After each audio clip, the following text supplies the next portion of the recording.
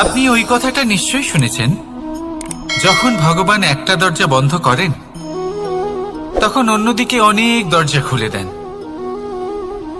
এবার এই দরজা, এই সমস্ত পথ আমরা দেখতে পাই না, অনেক সময় আমরা বুঝতে পারি না, হারিয়ে যায় সব। কখনো কখনো মনে হয় যে এই কথাটাই মিথ্যে, কিন্তু আসলে তা তো নয়। তাহলে হারিয়ে যায় কেন?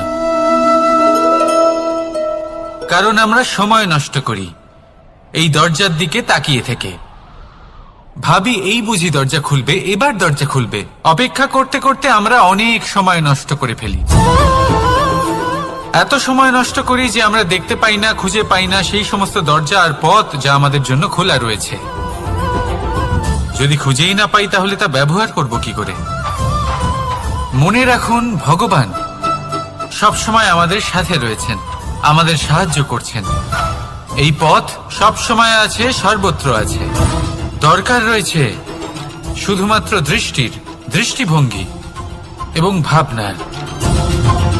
এই দৃষ্টিকে বিস্তৃত করুন, এই দৃষ্টিভঙ্গিকে ধনাত্মক করে তুলুন, আর এই ভাবনা, এর সীমা একটু বাড়িয়ে তুলুন। তারপর দেখবেন সব খুঁজে পাবেন। আসলে কি, এই যে ঈশ্বর, এই যে পরমাত্মা, তা আমাদের সাথে রয়েছে, আমাদের মনের মধ্যে রয়েছে। যিনি তাকে মন থেকে চাইবেন তিনি তাকে মনের মধ্যে অবশ্যই খুঁজে পাবেন। যদি উনি মন থেকে চান পথ খুঁজে পেতে, তাহলে তিনি অবশ্যই পথ খুঁজে পাবেন। তাহলে আসুন আমার সাথে ভালোবেসে বলুন, রাধা রাধা। ধর্ম। আমরা সকলে ধর্মের বিষয়ে কথা বলি, কখনো নিজের ধর্মের বিষয়, আর কখনো অন্যের ধর্মের বিষয়। কখনো আমরা অধর্ম দেখলে সেই বিষয়ে কথা বলি। অনেক রকম আলোচনা হয়, কিন্তু এই ধর্ম আসলে কি, সেটা কি কেউ বোঝে? যদি আমি আপনাকে উত্তর দিই, এই উত্তর সরল। ধর্ম হলো তাই যা মানুষকে অন্য মানুষের সাথে, সমস্ত বিশ্ব সংসারের সাথে আনন্দ সহকারে বাঁচতে শেখায়। সেই জন্য আপনি যদি কখনো কোনো ধর্মীয় স্থানে যান, সেই ধর্মীয় স্থানে গিয়ে আপনার শান্তির অনুভূতি হয়, তাই না? কিন্তু দেখুন, ধর্মের জ্ঞান থাকলেই সেই মানুষ ধর্মের পথে চলতে পারবে এমন কোনো কথা নেই।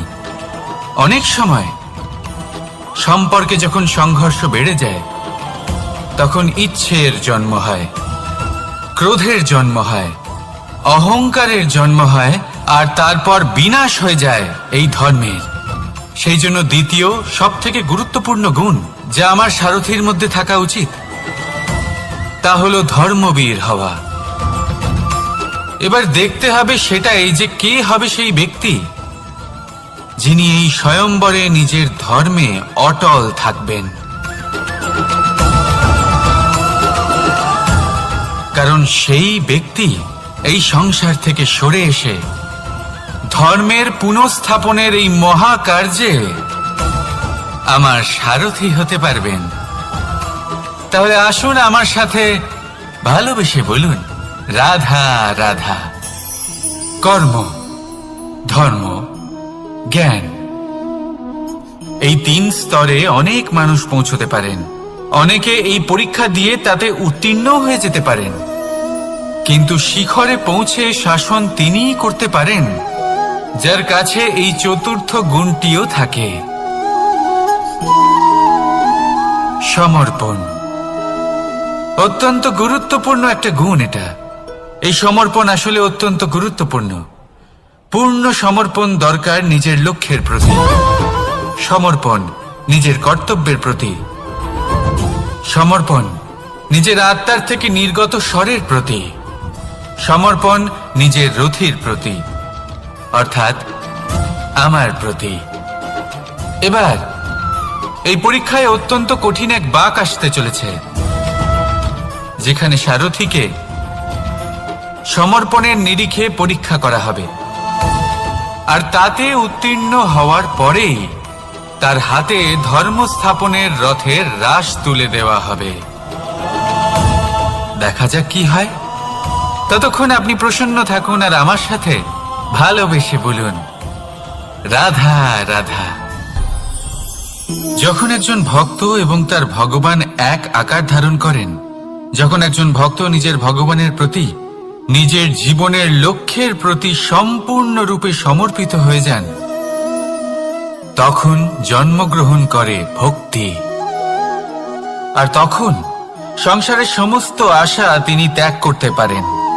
সমস্ত আশা শেষ হতে পারে, কিন্তু মানুষের সঙ্গ ভক্তি কখনো ত্যাগ করে না। যখন ভক্ত ও ভগবান এক আকার ধারণ করেন, এক হয়ে যান, তখন রথী এবং সারথীর মধ্যে কোনো পার্থক্য থাকে না। তারাও এক হয়ে যান। একটাই ব্যক্তিত্ব, একটাই অস্তিত্ব। আর সেই জন্যই কখনো কখনো রথীর আদেশ ছাড়াই সারথী রথ চালিয়ে দেন, আবার কখনো সারথীর পরামর্শ ছাড়াই রথী আক্রমণ করে ফেলেন। এ তো শুধুমাত্র আরও একটা গুণ সেই সারথীর মধ্যে, যিনি ধর্ম স্থাপনার মহান কাজে আমার সারথী হতে চলেছেন। তাহলে আসুন আমার সাথে ভালোবেসে বলুন, রাধা রাধা। ভাগ করে নেওয়া বা বন্টন করা প্রত্যেক মানুষের জীবনে অবশ্যই হয়ে থাকে, আর অনেক সময় এটা জীবনে অতি আবশ্যক হয়ে পড়ে। কিন্তু ভাগ করার মনোকামনা তার থেকেও বেশি গুরুত্বপূর্ণ হলো যে কোন ঘটনার আধারে এই বাটোয়ারা হলো। অনেক সময় এই বাটোয়ারা হলো শান্তির প্রতীক, আবার অনেক সময় এই বাটোয়ারা বিপ্লব ঘটাতে পারে, এমন এক বিপ্লব যা মহাযুদ্ধ ঘটিয়ে দিতে পারে। দেখুন, বাটোয়ারা সম্পত্তির হোক বা হোক ভিক্ষার, শিক্ষা কিন্তু একটাই। জীবনে অনেক সময় বাটোয়ারা দরকার হতে পারে, কিন্তু যতদূর সম্ভব তা এড়িয়ে চলুন, একসাথে মিলে এগিয়ে চলুন। কারণ দেখুন, এই যে বাটোয়ারা ভাগ করে দেয়, আর সেখানেই একতা আপনাকে অগ্রসর করে। তাহলে আপনিও এটাই করুন, একসাথে মিলে সামনে এগোন, আর আমার সাথে ভালোবেসে বলুন, রাধা রাধা। কখনো ভেবে দেখেছেন মানুষকেই এই সংসারে সর্বশ্রেষ্ঠ প্রাণী কেন বলা হয়? অন্য কোনো প্রাণীকে কেন নয়? শুধু কি এই জন্যই আমরা চিন্তা করতে পারি, আমাদের কাছে তীক্ষ্ণ বুদ্ধি রয়েছে, কোনো কিছু আবিষ্কার করতে পারি, সেই কারণেই? তা তো অন্য কোনো প্রাণীর কাছেও থাকতে পারে। এমন কিছু পশুও রয়েছে যাদের কাছে তীক্ষ্ণ বুদ্ধি আছে। তাহলে মানুষ কেন? কারণ মানুষের কাছে এমন কিছু রয়েছে যা অন্য প্রাণীর কাছে নেই। মানবতা। মানবতা যা সর্বপ্রথম এগিয়ে যেতে চাইলেও যদি পথে কেউ ধাক্কা খেয়ে পড়ে যায়, তাকে আগলে রাখতেও জানে। মনে রাখবেন, আপনার সব থেকে বড় পরিচয় আপনার নাম, আপনার সম্পত্তি বা আপনার ধর্মও নয়। আপনার সব থেকে বড় পরিচয় হলো আপনার মানবতা। তাহলে সময় এলে পরে নিজের মানবতার পরিচয় দিন। অন্য মানুষকে সাহায্য করুন, অন্য প্রাণীকে সাহায্য করুন। একা একা পথ চলা হলো পশুদের প্রবৃত্তি। মানুষ হলেন তিনি যিনি অন্যের জন্য প্রাণও দিতে পারেন। মানুষ হলেন তিনি যিনি অন্য মানুষের প্রাণ বাঁচান। সেই মানবতাকে জাগিয়ে তুলুন, আর এই জীবন বাঁচতে শুরু করুন। আর হ্যাঁ, আমার সাথে ভালোবেসে বলুন, রাধা রাধা। এই সংসারে মাতা পিতা তার সন্তানকে সব থেকে বড় উপহার কি দিতে পারে? বৈভব, সুযোগ সুবিধা, বাড়ি, নাকি আশেপাশের পরিবেশ? এই সংসারে মাতা পিতা তার সন্তানকে সব থেকে বড় উপহার শিক্ষা দিতে পারেন, কিন্তু তার জন্য সময়ের প্রয়োজন হয়। এবার এই সময় অত্যন্ত অদ্ভুত। সময়ের ধারণা সবার রয়েছে। কখনো কখনো কিছু কঠিন সময় বরদানের মতো আমাদের সম্মুখে আসে। এরকম কোন সমস্যার কথা যদি আমি বলি, যেমন যুদ্ধ, মহামারী, মহা অসুখ, এরকম সময় আমাদের কাছে যথেষ্ট সময় থাকে। এই সময় আমরা চিন্তা করি, ভয়ভীত হই, কে জানে কত সম্পত্তির ক্ষয়ক্ষতি হবে, এবার এই সময় কিভাবে কাটিয়ে ওঠা যায়? অশুভ চিন্তা তার মনের মধ্যে বাসা বাঁধে, সে বুঝতে পারে না সে কি করবে। আমি বলবো চিন্তা ত্যাগ করুন, এই ভয়কে ত্যাগ করুন। আর মনে রাখুন একটা গুরুত্বপূর্ণ কথা, যে ঈশ্বর আপনাকে বরদান দিয়েছেন যাতে আপনি নিজের কর্তব্য পূর্ণ করতে পারেন। কর্তব্য, নিজের পরিবারকে সময় দেওয়া, নিজের সন্তানকে শিক্ষা দেওয়া। তাদের সাথে বসুন, কথাবার্তা বলুন, আলোচনা করুন। কিছু কথা তারা বলবে, কিছু আপনি বলবেন, কিছু আপনি শিখবেন, কিছু তারা শিখবে। তাদের সাথে খেলা করুন, তাদের সাথে পূর্বপুরুষের গল্প করুন। এইসব করলে তাতে না শুধু তাদের ভবিষ্যৎ উজ্জ্বল হবে, বরং আপনিও সন্তুষ্টি পাবেন। ভয়ভীত হবেন না। আজ বর্তমানে আপনি কি করতে পারেন যাতে আপনার বর্তমান সঠিক হবে এবং ভবিষ্যৎ উজ্জ্বল হবে, তাতে একাগ্র হন। সব কিছু শুভ হবে। রাধা রাধা। সকালে উঠে সবার আগে স্নান করেন কেন? বুঝতেই পারে না। কেন কথায় কথায় বারান্দা উঠোন পরিষ্কার করা হয়? বুঝতেই পারে না। অনেক মানুষজন এটাকে ধার্মিক এবং অন্ধবিশ্বাস বলে, কিন্তু যদি আমি আপনাকে সত্যি কথা বলি, প্রত্যেক ধর্ম বিজ্ঞানসম্মত। প্রত্যেক কাজের পেছনে বৈজ্ঞানিক সত্যতা লুকিয়ে রয়েছে, কিন্তু প্রত্যেক মানুষ সেই নিয়ে কতটা ভাবেন, কতটা বোঝেন আর কি পদক্ষেপ নেন তা হলো আলাদা এবং অত্যন্ত গুরুত্বপূর্ণ, কিন্তু তা হলো বিজ্ঞানসম্মত। আজও যখন আমি আগে বাড়ি যাই, মা সবার আগে আমার হাত পা ধুয়ে দেন, তারপর সবকিছু। তাই আপনি পরিচ্ছন্ন থাকুন, তাহলে আপনি সুস্থ থাকবেন। তখনই আপনার মনে ভক্তিভাব আসবে, তখনই এই সমগ্র সংসারকে সামলানোর শক্তি অর্জন করতে পারবেন। তাহলে পরিচ্ছন্ন থাকুন, সব ভালো থাকবে। রাধা রাধা। মানুষের জীবনে স্বচ্ছতার একটা আলাদা গুরুত্ব আছে। যদি আপনি নিজেকে স্বচ্ছ রাখেন, তাহলে আপনার নিজেরও ভালো লাগবে, সামনের ব্যক্তিরও ভালো লাগবে, একটা অন্যরকম প্রভাব পড়বে। কিন্তু একজন শ্রেষ্ঠ ব্যক্তি কিভাবে হয়ে ওঠা সম্ভব? যার মধ্যে গুণ আছে, শিক্ষা আছে, শুভ চেতনা আছে, যিনি সৎকর্ম করেন। কিভাবে হব সেই ব্যক্তি যার মধ্যে জ্ঞান আছে? শুধুমাত্র স্বচ্ছ থাকলে তো তা হওয়া সম্ভব নয়।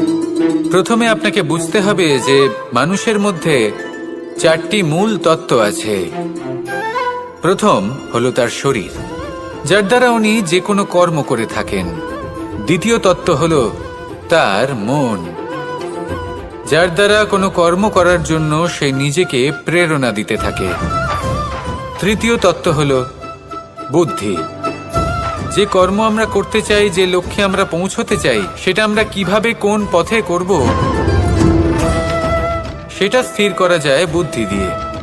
আর চতুর্থ তত্ত্ব হলো আত্মা। আত্মা হলো এমন এক তত্ত্ব যার কোনো সমাপ্তি নেই। আত্মা হলো অজয়, কিন্তু এরও শুদ্ধিকরণের প্রয়োজন হয়। এই 4টি তত্ত্বের শুদ্ধিকরণ করতে থাকুন, এদের নির্মল রাখুন, শুদ্ধ রাখুন। এবং এটা কিভাবে হবে? শুভ চেতনা দ্বারা, জ্ঞানের দ্বারা, এবং সবথেকে বেশি গুরুত্বপূর্ণ প্রেমের দ্বারা। আসুন আমার সাথে ভালোবেসে বলুন, রাধা রাধা।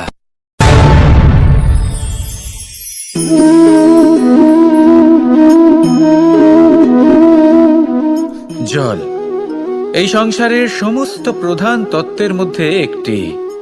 এই জল যে কোনো জ্বালা দূর করে, আগুনকে নিভিয়ে দেওয়ার ক্ষমতা রাখে, অবিরল অবিচল ভাবে প্রবাহিত হতে পারে, একে কেউ বাধা দিতে পারে না। এর পথে বাধা সৃষ্টি করলে নিজের পথ নিজেই খুঁজে নেবে, বা সে নিজেই নিজের পথ বানিয়ে নেবে, কিন্তু কখনো থামবে না। এই জল হলো মহান, আর এর একটা মহান গুণ আছে, এর নিজস্ব কোনো রং নেই।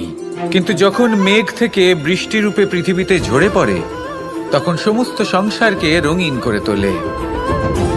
যেখানে খরা হয়েছে সেখানে শ্যামল করে তোলে, যে স্থান শ্যামল সেখানে ভিন্ন ভিন্ন প্রকারের পুষ্প ফুটিয়ে তোলে। এই জল, এই জলের মতন আমাদের হতে হবে। ওর যেমন কোনো রং নেই, আমাদেরও যেন কোনো অহংকার না থাকে। শুধু কর্মের এই ধারাতে বইতে থাকুন, এই সংসারের মঙ্গল করতে থাকুন, শ্রেষ্ঠ কর্ম করতে থাকুন। এই সংসারকে এটা বলার কোনো প্রয়োজন নেই যে আপনি কে। আপনি যদি কর্ম করতে থাকেন তাহলে এই সংসার নিজে থেকেই আপনার মূল্য জানতে পারবে, আর তখন এই মন প্রসন্ন হয়ে বলবে রাধা রাধা। একদিকে হলো আঙুর আর অন্যদিকে কিশমিশ। দেখতে গেলে এই দুটোই সবারই খুব প্রিয়, শিশু হোক, যুবক হোক বা কোনো বৃদ্ধ ব্যক্তিই হোক না কেন। আর দেখতে গেলে এই কিশমিশ এটা আঙুর থেকেই আসে, তারই অন্য একটি রূপ। কিন্তু কখনো হাটে যান আর গিয়ে জিজ্ঞেস করুন যে এই কিশমিশ আর আঙুর এই দুইয়ের মধ্যে অধিক মূল্য কার। আপনিও নিশ্চয়ই জানবেন যে কিশমিশের মূল্য আঙুরের থেকে অনেক গুণ বেশি। এবার এরকম কেন হয়? এর পেছনে কি কারণ থাকতে পারে? একদিকে হলো সেই আঙুর যা টাটকা অবস্থায় গাছ থেকে পেড়ে খাওয়া যায়, আর অন্যদিকে হলো কিশমিশ যাকে মাসের পর মাস রোদে ফেলে রাখা হয়। একদিকে আঙুর যা কিনা অত্যন্ত রসালো, আর কিশমিশে কোনো রসই নেই। একটি হলো অত্যন্ত কোমল এবং সুন্দর, অন্যটি অমসৃণ এবং তাতে বিন্দুমাত্র সৌন্দর্য নেই, তাও তার মূল্য বেশি। এইসব কেন হয়? এই কারণেই হয় কারণ সেই আঙুর অনেক মাস পর্যন্ত রোদ সহ্য করে থাকে, কষ্ট সহ্য করে থাকে, তবেই সেই আঙুর কিশমিশে পরিণত হয়। এবার জীবনের কড়া রোদ যাকে সহ্য করতে হয় তার সাথেও এটাই হয়ে থাকে, তারও মূল্য আপনা থেকেই বৃদ্ধি পায়। আপনার জীবনে আপনার গুণ, আপনার প্রতিভা তা অত্যন্ত গুরুত্বপূর্ণ, কিন্তু যখন আপনি অভিজ্ঞতা লাভ করেন তখনই সেই অভিজ্ঞতা আপনার গুণ এবং প্রতিভাকে আরো অনেক বেশি শ্রেষ্ঠ করে তোলে। তাই জীবনের কঠোর রোদের মধ্যেও দাঁড়িয়ে থাকাটা শিখে নিন, সাহসের সাথে কঠিন পরিস্থিতির সম্মুখীন হওয়াটা শিখে নিন। ঠিক এইভাবেই অভিজ্ঞতা লাভ করতে হয়, আর এই অভিজ্ঞতা আপনার মূল্য বৃদ্ধি করতেই থাকবে, করতেই থাকবে। আর তখন এই মন প্রসন্ন হয়ে বলবে রাধা রাধা। জীবনে আমরা সবাই, এই সংসারে প্রত্যেকেই শুধুমাত্র ওপরে উঠতে চায়, এমন কেউ নেই যে নিচে পড়তে চায়। কিন্তু আপনাকে যদি সত্যের সাথে পরিচয় করাই তাহলে নিচে পড়া অত্যন্ত আবশ্যক। যখন আপনি নিচে পড়েন তখন সর্বপ্রথম আপনার মনে পড়ে ওপরে যখন ছিলেন সেই স্থান, সেই সময় এবং তার গুরুত্ব কি ছিল। তার থেকেও বড় শিক্ষা, আপনার যখন পতন ঘটে তখন আপনি বুঝতে পারেন আপনার আপন কে আর আপনার পর কে। কে আপনার শুভাকাঙ্ক্ষী আর তারা কে যারা আপনাকে ঈর্ষা করেন, আপনাকে ঘৃণা করেন। দেখুন, যখন আপনার পতন ঘটে সেই সময় যিনি হাত বাড়াবেন আপনাকে সাহায্য করার জন্য উনিই আপনার আপনজন। আর যখন আপনার পতন ঘটে তখন শান্ত হয়ে দেখবেন যে আপনাকে দেখে হাসছে সেই আপনার পর। আর এই আপনজন আর পরের জ্ঞান তখনই হবে যখন আপনার পতন ঘটবে, তখন নয় যখন আপনি উন্নতি করছেন। সেই কারণে পতনকে কখনো ভয় পাবেন না, এটা আপনাকে জীবনের খুব বড় এক শিক্ষা দিয়ে যায়। রাধা রাধা। ব্যক্তি কখন সফল হয়, কখন অসফল, কখন ক্ষতি হয়, কখন লাভ, কখন জয় হয়, কখন পরাজয়, এসব কিসের উপরে নির্ভরশীল? বেশিরভাগ লোকেই বলবেন পরিস্থিতির ওপর, আর সেটা ঠিকও। যদি বাইরে বর্ষার পরিবেশ থাকে তবে সেখানে বস্ত্র কিভাবে শুকোতে পারে? যদি ঝড়ের পরিবেশ থাকে তাহলে নৌকা কিভাবে পার করানো যেতে পারে?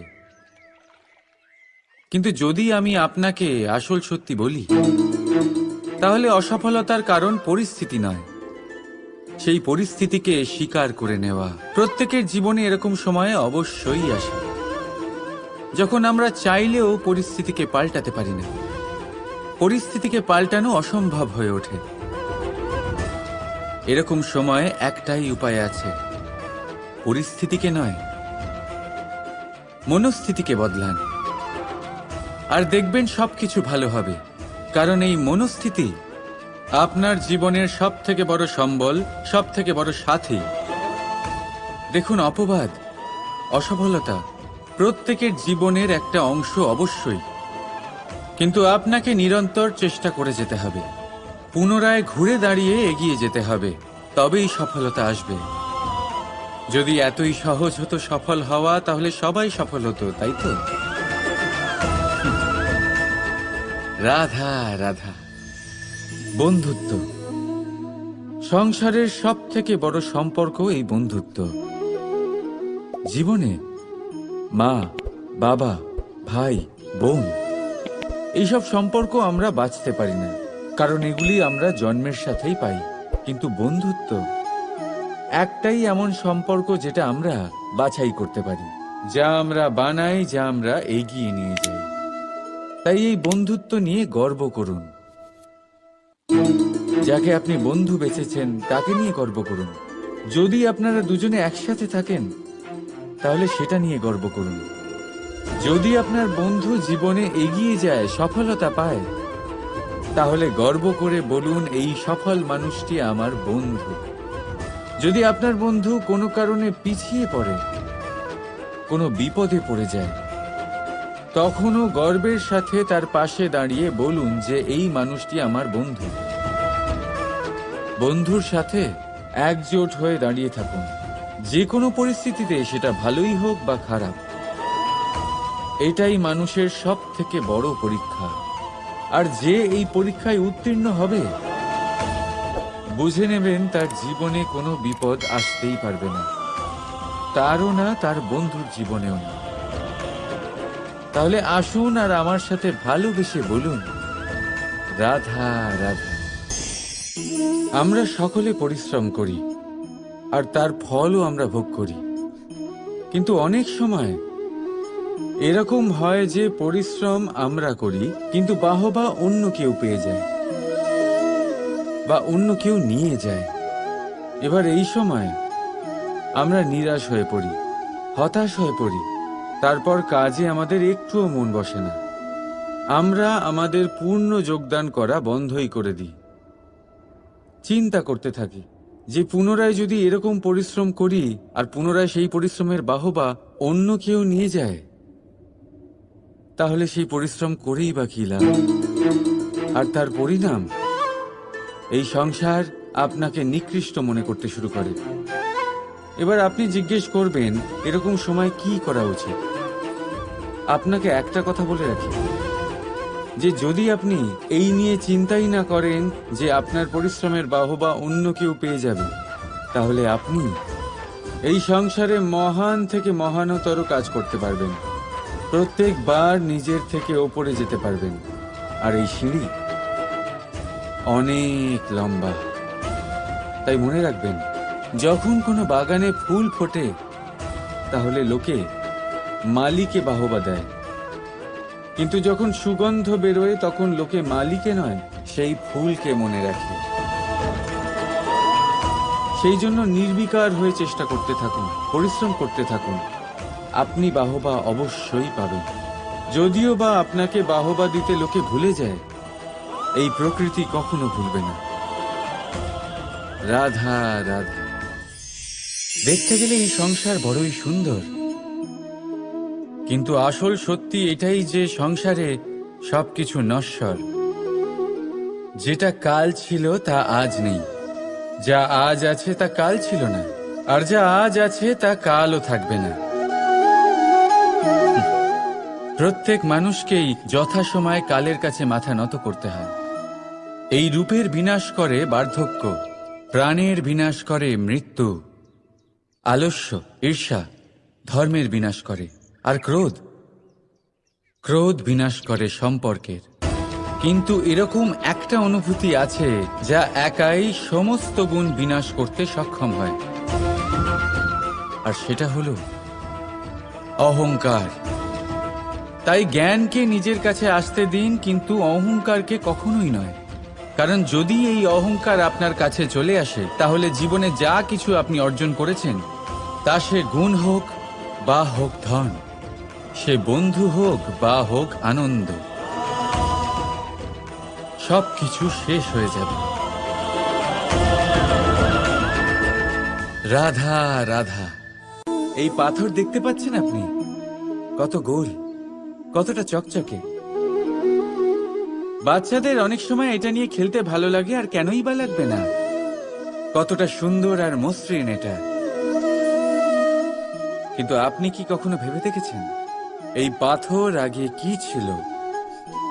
কোনো বিশাল আকার পর্বত, কোনো বিশাল আকার পাথরের একটা বড় ভেঙে যাওয়া অংশ বিশেষ, যেটা কোনোভাবে নদীতে পড়ে নদীর ধারার সাথে বইতে থাকলো।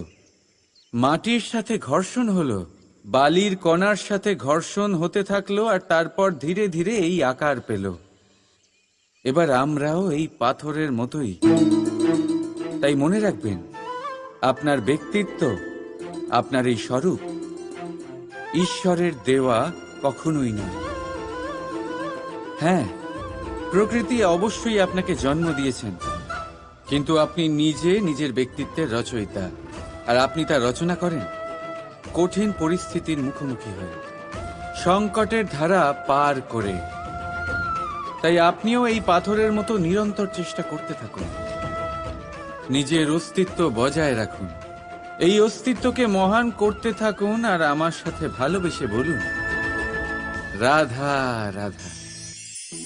বর্ষাকালে যখন ভয়ানক বৃষ্টি হয়, তীব্র গতিতে যখন হাওয়া চলে, তখন আপনি নিশ্চয়ই দেখেছেন যে পাখিরা, যাদের বাসা মাঝে মাঝে ভেঙে পড়ে, নষ্ট হয়ে যায়। কিন্তু আপনি কি কখনো সেই পাখিদের বিলাপ করতে দেখেছেন? কখনো নয়। যখনই সেই বৃষ্টি থেমে যায়, তারা আবার একটু একটু করে খড়কুটো জোগাড় করে তাদের বাসা বানিয়ে ফেলে। নিজের সংসার সেই রকমই বানিয়ে দেয় যেমন আগে ছিল। এমন কেন? কারণ এই ঝড়ের তাণ্ডবের সাথে সেই পাখিদের কোনো বোঝাপড়া করারই নেই। তারা শুধু সেটাই করতে থাকে যেটা তাদের হাতে আছে, আর এটাই হলো সুখী জীবনের মূল মন্ত্র। যেটা আপনার হাতে নেই, তা নিয়ে বিলাপ করে আপনার কোনো লাভ হবে না।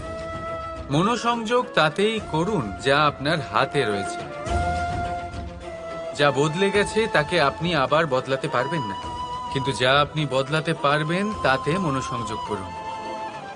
এই জীবনে একটু ধনাত্মক হয়ে উঠুন, দেখবেন সব শুভ হবে। রাধা রাধা। ছোটবেলায় একটা জিনিস আমি কখনো বুঝে উঠতে পারিনি। আমি সবসময় আশ্চর্য হয়ে থাকতাম যে এটা কি করে সম্ভব হতে পারে। ব্যাপারটা ছিল এরকম, আমি আমাদের গোয়াল ঘরে দেখতাম ভিন্ন ভিন্ন রং রূপের গাভী। কারোর রং কালো তো কারোর রং সাদা, কেউ খয়েরি তো কারোর রং বাদামি। এবার আমি দেখতাম কারোর কারোর শিং বড় তো কারোর এত ছোট যে দেখাই যায় না। কোনো গাভী আকারে ছোট ছিল তো কেউ একটু বড়। কিন্তু যখন সেই সব গাভী দুধ দিত, তখন আমি দেখতাম সেই সব দুধ সমান, রং সমান, স্বাদ সমান, গুণও সমান, আর সমান পুষ্টিও।